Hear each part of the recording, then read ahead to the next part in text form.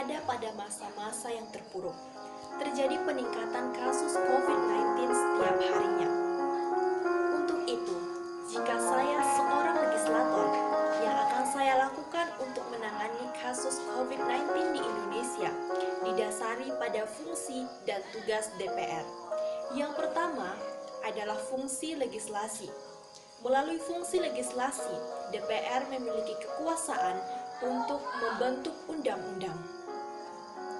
Fungsi legislasi tersebutlah yang akan saya dasarkan pada regulasi yang akan saya tetapkan, yaitu untuk menetapkan PSBB di setiap daerah yang ada di Indonesia.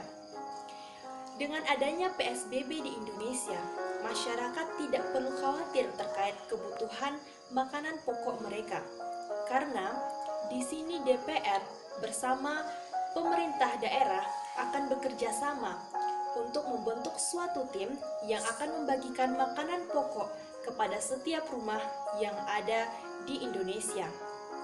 Dengan cara inilah anggaran untuk masyarakat dapat dimaksimalkan.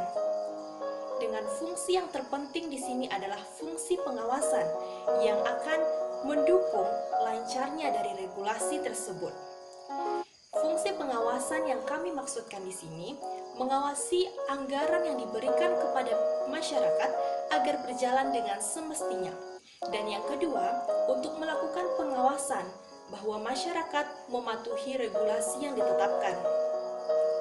Berdasarkan pengawasan yang pertama terkait dengan anggaran, maka DPR perlu melakukan pengawasan tersebut dengan seksama dan menindaklanjutinya serta membahasnya dari hasil pengawasan tersebut.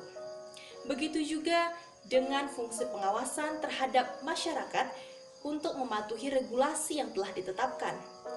Di sini, DPR perlu memberikan sanksi yang tegas terhadap pelanggaran dari kebijakan itu. Maka, saya akan memberi sanksi kepada masyarakat yang melanggar regulasi yang telah ditetapkan agar memberikan efek jera.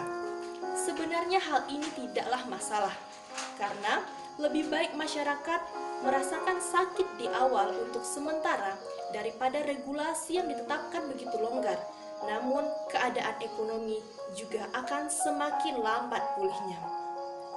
Dengan demikian, saya, Putri Saprina, Dapil 2 Sumatera Barat, siap berkontribusi dalam Parlemen Remaja 2020.